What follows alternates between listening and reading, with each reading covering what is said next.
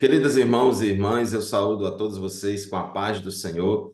Eu sou o professor Fábio Henrique, da equipe 3 de gravação do programa EBD em Síntese Podcast, e estou aqui com o professor Joseone Silva para juntos estudarmos mais uma lição da Escola Bíblica Dominical deste primeiro trimestre do ano de 2024. Professor Joseone, a paz do Senhor.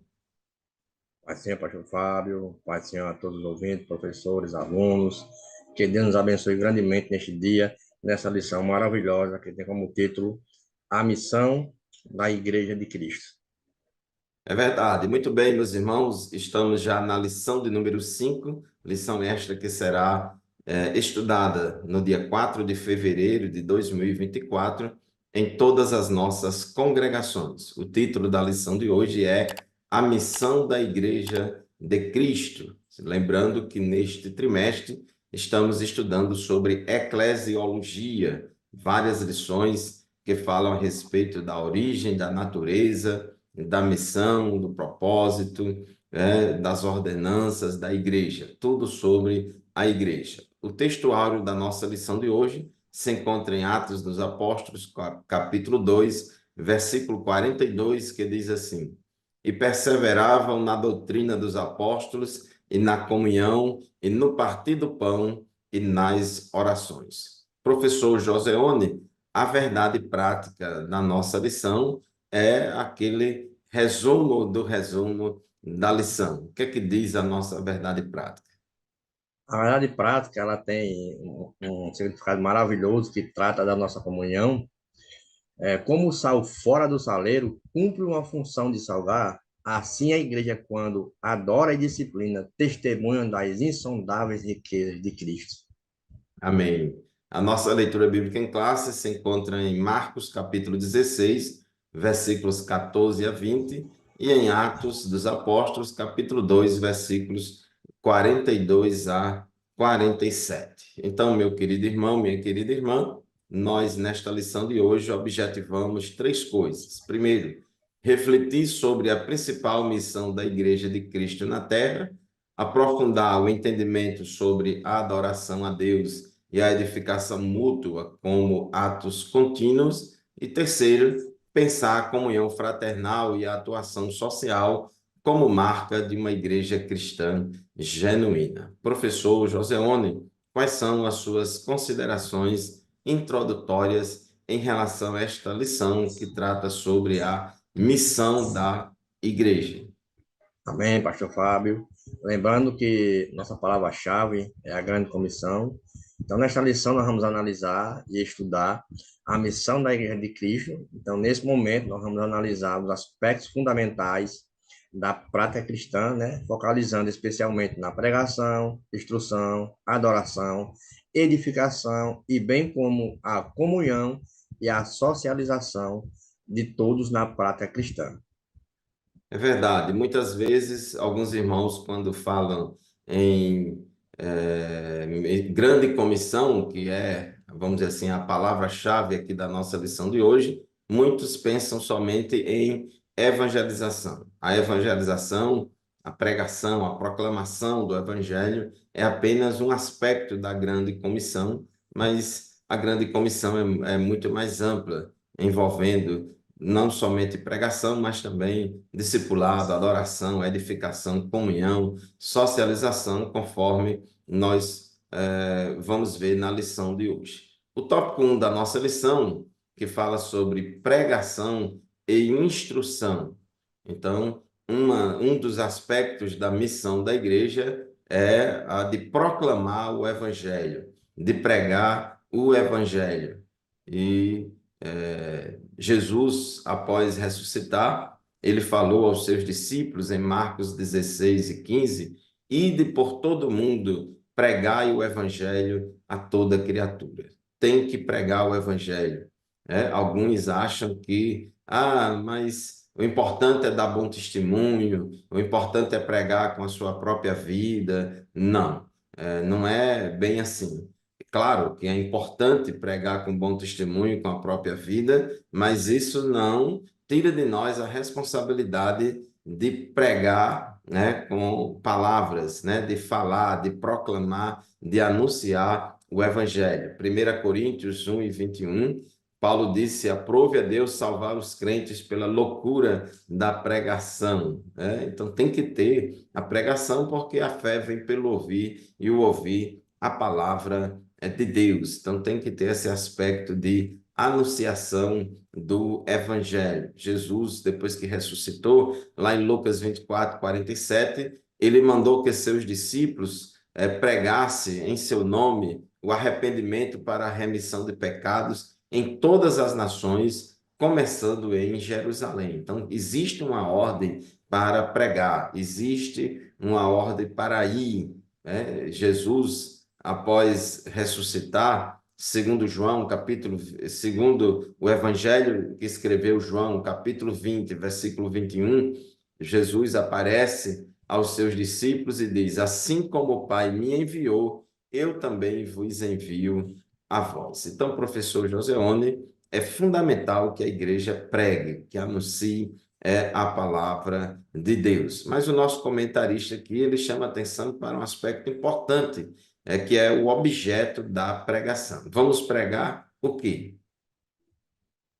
O objeto da pregação, isso a gente vê nos cristãos primitivos, que lá em Atos capítulo 5, versículo 42, eles não cessavam de ensinar e de anunciar Jesus Cristo. Eu estou usando a versão novamente atualizada, e quando nós utilizamos ao meio da revista corrigida, esse texto de anunciar é pregar, que dá o termo de evangelismo, né, no termo grego.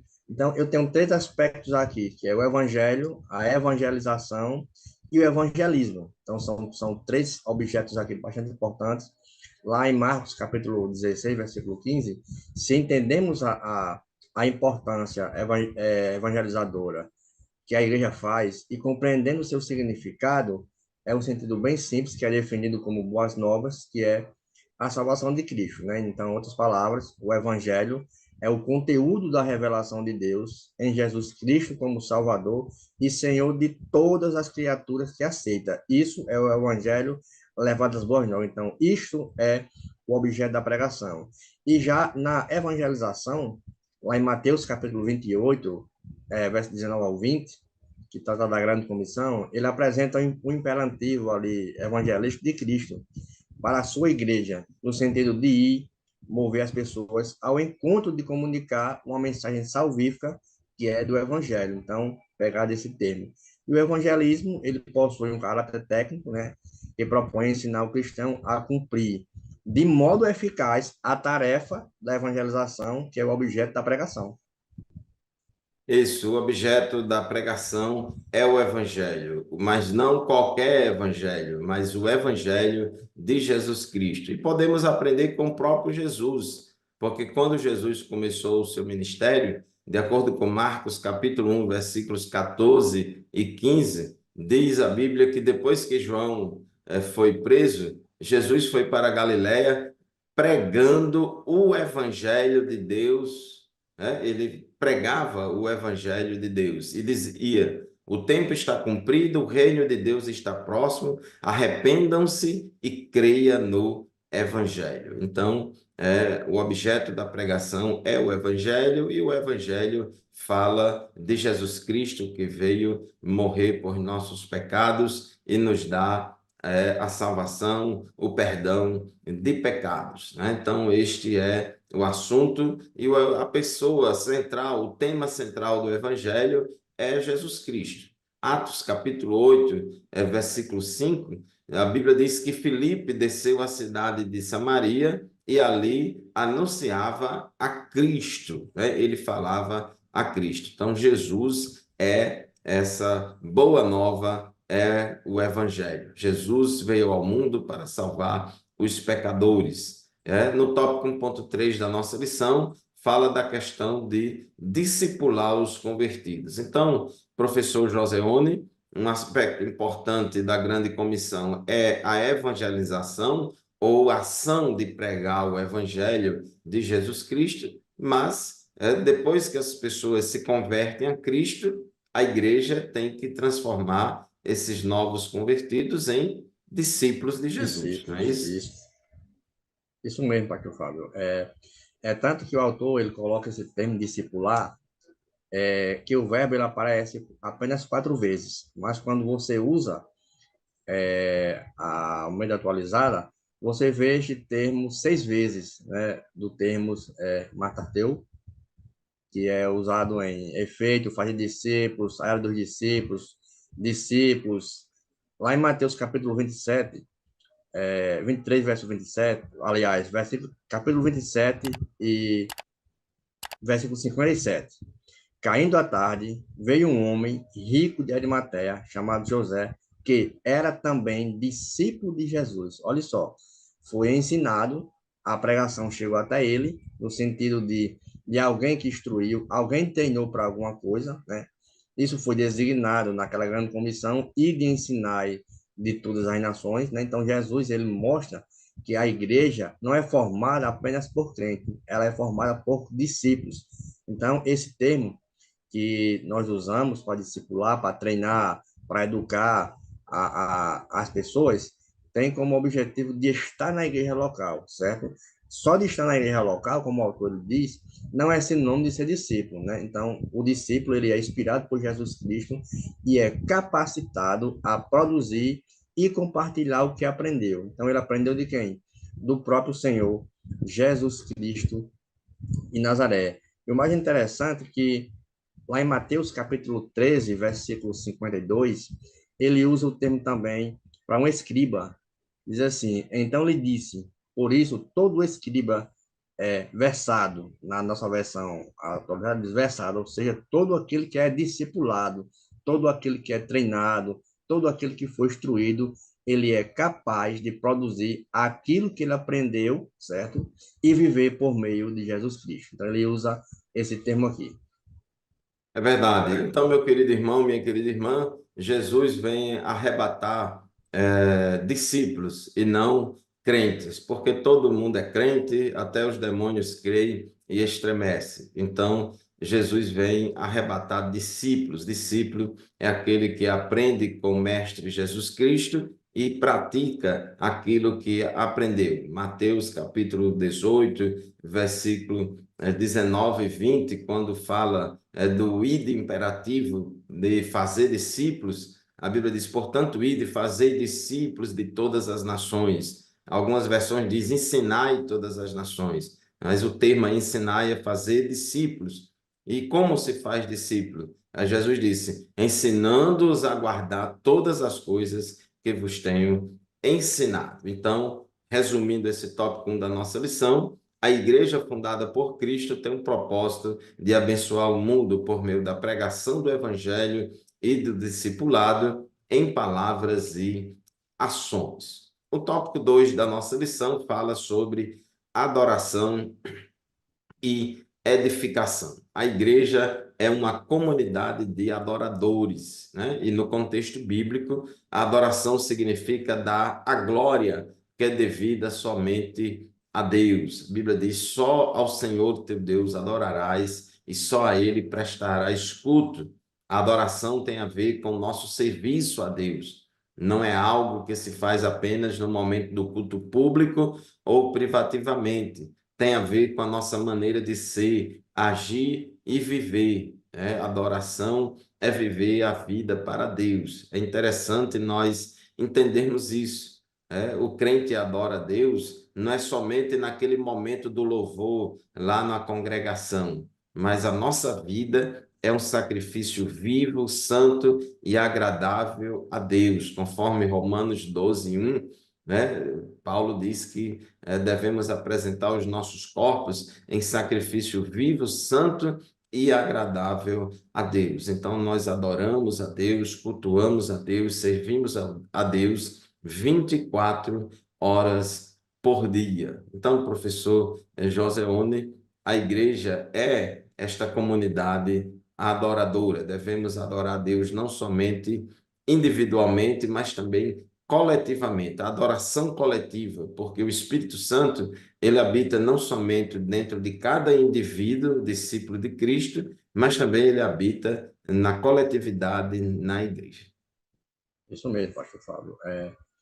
É um sentido de um serviço prestado a Deus de forma consciente e integral, né? Tanto que ele fala de uma comunidade adoradora. Então, adorar é um ato da gente fazer rendição a Deus, é um ato da gente ser sublime, o ato de serviço a Deus, e também adorar a Deus requer muita reverência, como você já bem citou, que é o vosso culto racional. Então, nas línguas bíblicas, no sentido do termo de adoração, que o autor coloca aqui, nosso culto de latreia, adoração é chegar-se a Deus de modo reverente, submisso, agradecido, a fim de guiá-lo, né? Adorar em total rendição, gratidão, exaltação jubilosa. No salmista, no Salmo 95, versículo 6, ele diz assim: venham, adoremos e prostremos-nos, ajoelhemos diante do Senhor, que criou todas as coisas. Quando a gente lê também em 2 Crônicas, capítulo 29, versículo 30, ele vai citar lá do rei Ezequias que eles mandaram os chefes levitas que louvassem ao Senhor com as palavras de Davi, com o salmo de Asaf, e eles fizessem com alegria e inclinassem e adorassem a Deus. Então, isto é um ato de rendição a Deus. Adorar também é um ato sublime de serviço a Deus. Então, servir a Deus tem relação a gente estar diretamente adorando a Deus, o serviço que fazemos para Deus por meio do amor, gratidão e sempre estimulado pelo Espírito Santo, né? Então, na verdade, o seu Shedd, ele disse que o Senhor ele reivindica totalmente o serviço dos seres que ele resgatou e deu vida. Olha só, resgatou, ele usa o termo plural como uma comunidade. E adorar a Deus requer muita reverência, que Deus é infinitamente sublime, majestade, poder, santidade, bondade, amor, alegria. E podemos ver isso também na carta aos Hebreus, capítulo 12, versículos 28 e 29, né?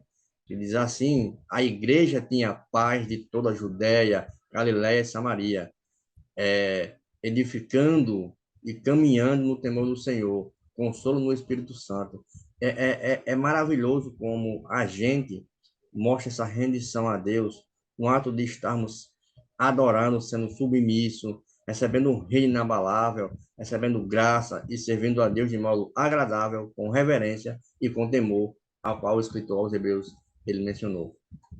É verdade. Jesus disse à mulher samaritana: Deus é espírito e ele procura verdadeiros adoradores que o adorem em espírito e em verdade. No tópico 2.2 da nossa lição, diz que a igreja, além de ser uma comunidade proclamadora e adoradora, também é uma comunidade edificadora. Uma pessoa, quando se converte a Cristo, ela é comparada a um bebê espiritual, né? Um bebê espiritual. A Bíblia diz que o apóstolo Pedro falou: como meninos recém-nascidos, desejai afetuosamente o leite racional, não falsificado, para que por ele vades crescendo.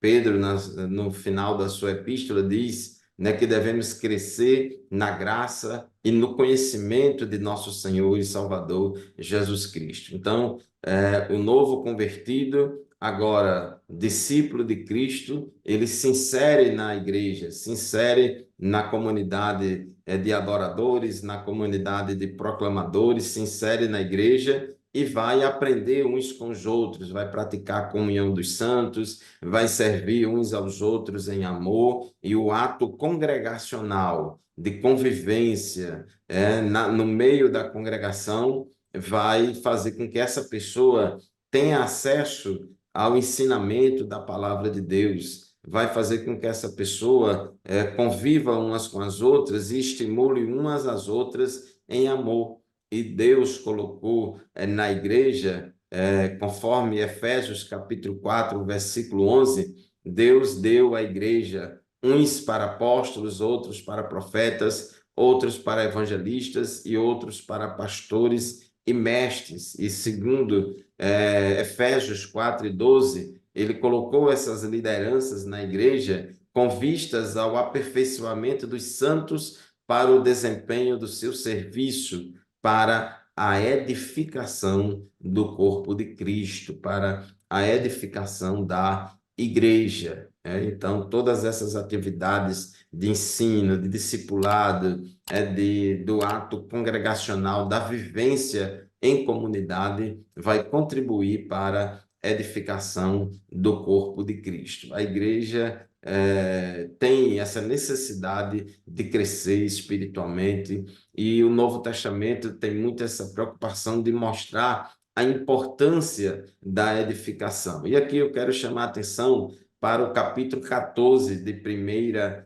aos Coríntios, onde o apóstolo Paulo ele enfatiza muito essa questão da edificação da igreja. Ele fala que a profecia é fundamental para a edificação da igreja, que as línguas estranhas edificam o indivíduo, mas a profecia e a interpretação de línguas, ela edifica a igreja, né? Ele fala muito da necessidade de usarmos os dons espirituais para a edificação da igreja. 1 Coríntios 14, 26, ele diz: Meus irmãos, vocês, quando estiverem reunidos, um tem salmo, outro tem ensino, outro tem revelação, outro tem línguas, outro fala em línguas e ainda outro faz a interpretação. Que tudo seja feito para edificação. Então, tudo que a igreja fizer, tudo que fizermos na igreja, na casa do Senhor, deve ter esse objetivo de edificar a igreja, de edificar uns aos outros. O apóstolo Paulo exorta os crentes a buscarem a edificar uns aos outros. 1 Tessalonicenses, capítulo 5, versículo 11. Daí a necessidade deste novo convertido e agora discípulo de Cristo, e todos nós somos discípulos de Cristo, há uma necessidade de termos uma vida comunitária na casa do Senhor, na igreja, na comunidade de fiéis, aprendendo uns com os outros, edificando-nos mutuamente e assim recebendo o ensinamento da palavra de Deus. Professor Josione, no tópico 3 da nossa lição, diz que uma das funções ou missões da igreja é a comunhão e socialização. Isso mesmo. Primeiro subtópico, ele fala a fé na esfera fraternal. Ele vai usar o termo kainonia, né? Que o sentido dessa palavra no Novo Testamento, ele vai além, muito além de uma associação de pessoas, de agremiação, ou até companheirismo, partidarismo. Vai falar de uma comunhão sincera, certo? Que é tratada nas Escrituras, como a gente vimos lá no textual da nossa lição, em Atos 12, 42, que vai falar de uma forma que, além deles ter comunhão, eles partiam pão, ele tinha esses desejos de desfrutar a salvação em Cristo. Quando a gente vê a carta aos Filipenses, mostra a alegria que os irmãos tinham em estar em comunhão uns com os outros, em estar em comunhão com o Espírito Santo, em estar em comunhão com a fé. E quando a gente lê a carta 1 João, capítulo 1, versículo 3, vai mostrar também isso, que ele diz que o que vimos, ouvimos, anunciamos a vocês, para que também vocês tenham comunhão conosco. Ora, a nossa comunhão é com o Pai e com o seu Filho Jesus Cristo. Então, eles queriam demonstrar esse amor fraternal. Na igreja primitiva, a comunhão era os pilares essenciais da igreja, esse apego, essa fraternidade, que vai além, muito além dos tipos de interação, parceria. Então, assim, para os cristãos, viver em comunhão é um imperativo, que lá em João também 1,7 ele destaca essa maravilha. Então, a ausência de comunhão, ela entre os cristãos, ela compromete toda a solidez de uma igreja, que vimos aqui agora que a igreja ela tem que ser edificada. Então, se eu não tiver essa comunhão, não tiver esse amor fraternal, eu vou comprometer essa questão solidária. Então, a igreja ela é uma verdadeira e evidencia isso que não pode deixar de existir nos seus membros, né? Isso não é uma coisa isolada. O próprio Cristo, a igreja primitiva, ele ensinava isso, a comunhão, partir do pão, nas orações, tendo cuidado uns com os outros, como você citou em 1 Tessalonicenses 11, capítulo 5, versículo 11, ele vai mostrar esse apego uns com os outros, esse amor fraterno. Quando a gente vê a carta aos Filemon, ele mostra mais e mais ainda isso, que o seu dono de escravo não receba mais Onésimo como escravo, agora receba com amor fraterno, como irmão em Cristo. Então, isto é maravilhoso para uma igreja mostrar esta solidez. Verdade. Nós, irmãos, aqui no Ocidente, principalmente nesses últimos tempos, nessa era contemporânea, pós-moderna, enfatizamos bastante o individualismo, só que a visão bíblica para a igreja é uma visão comunitária, é uma visão comunitária de nós vivermos a nossa fé nessa esfera pública, comunitária da igreja. Evidentemente que cada um de nós temos a nossa adoração individual, servimos a Deus, mas a Bíblia diz que todos os mandamentos se resumem em dois: amar a Deus sobre todas as coisas e o próximo como a si mesmo. Então, além dessa dimensão vertical de amar a Deus, também temos essa dimensão horizontal de amar o próximo como a si mesmo. Então, há uma necessidade de imitarmos a igreja primitiva de Jerusalém, que em Atos 2:42 diz que eles perseveravam na comunhão. Comunhão fala de vida comum, de partilha, fala de convivência comunitária, né? Perseverar ali é continuar firme, né? Em 1 João 1:7 diz que se andarmos na luz, como ele na luz está, temos comunhão uns com os outros, e o sangue de Jesus Cristo nos purifica de todo o pecado. E essa comunhão faz com que a igreja viva em unidade, apesar da diversidade. Nós somos membros do corpo de Cristo, membros da igreja, a igreja é comparada a um corpo, e cada um de nós somos membros deste corpo, e os membros do corpo são diferentes entre si, não para se afastarem, mas para se complementarem, para se juntarem e se complementarem numa unidade fraterna. Assim como existe uma unidade fraterna entre o Pai, o Filho e o Espírito Santo na Trindade, conforme o professor Joseone já leu aqui em 1 João 1:3, existe também e deve existir também uma comunhão, uma unidade fraterna entre os discípulos de Cristo. João 17:21, Jesus, na oração sacerdotal, ele estava orando ao Pai dizendo, a fim de que todos sejam um.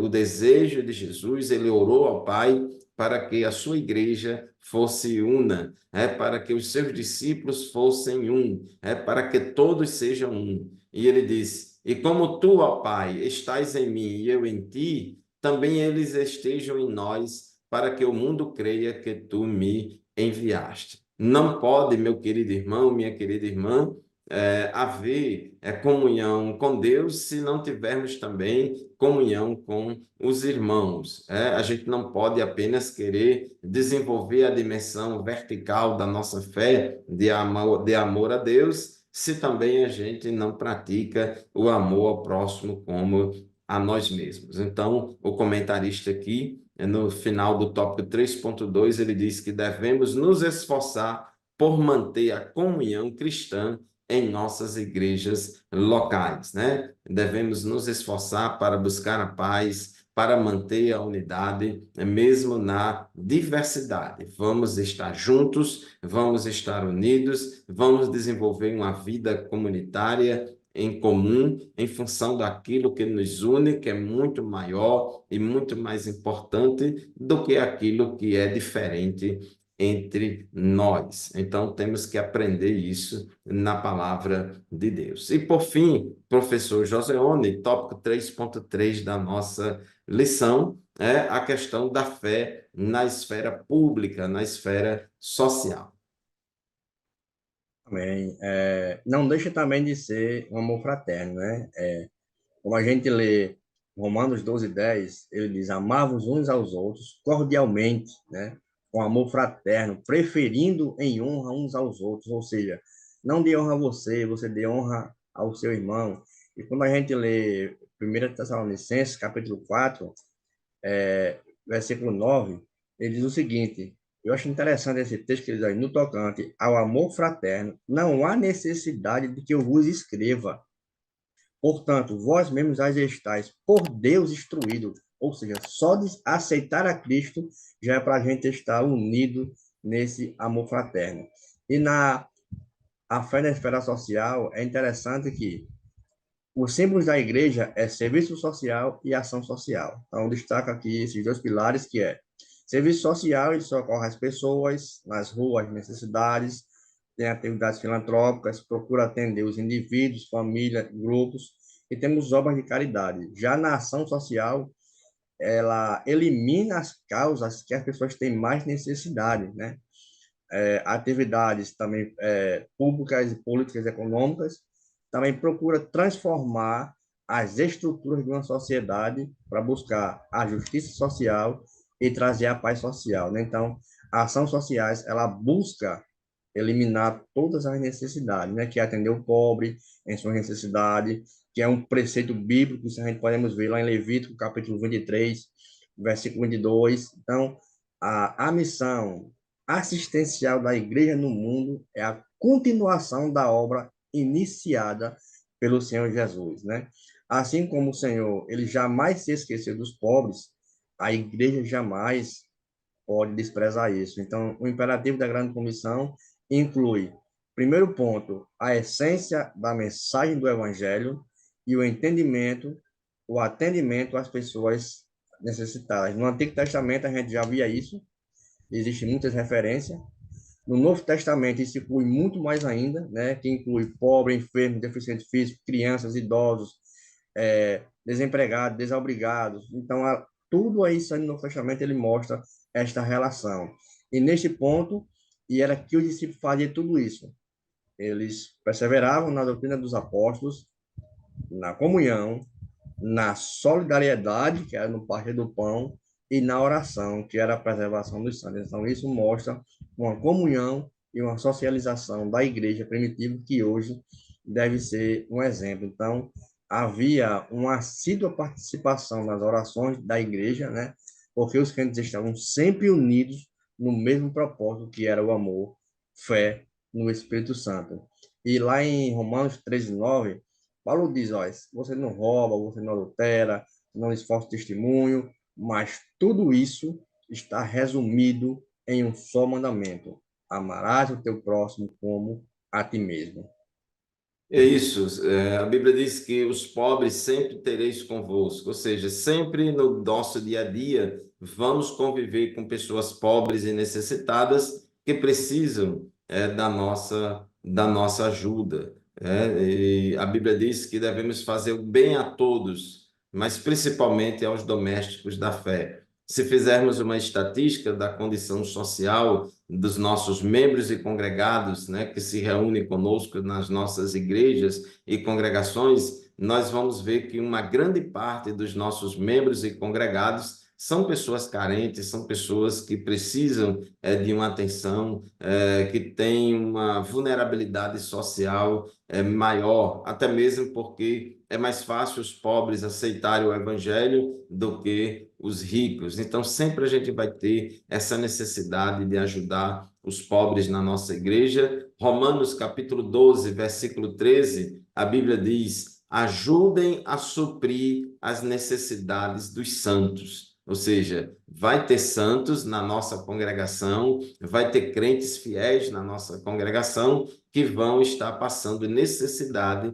e nós precisamos ser sensíveis a essas necessidades e ajudar a suprir as necessidades dos santos, né? Porque se a gente não ajudar aqueles com quem convivemos no dia a dia e sabemos e conhecemos de fato a sua realidade de carência, como é que nós vamos ajudar outros que estão longe se não temos a capacidade de ajudar aqueles que estão perto e sabemos da sua necessidade? Essa dimensão social do evangelho foi muito considerada na igreja primitiva. Os apóstolos de Jerusalém, eles orientaram a Paulo, deram a bênção para que Paulo fosse pregar o evangelho aos gentios, mas Gálatas 2:10 diz que os apóstolos em Jerusalém recomendaram a Paulo para que ele se lembrasse dos pobres. E Paulo diz que ele se esforçou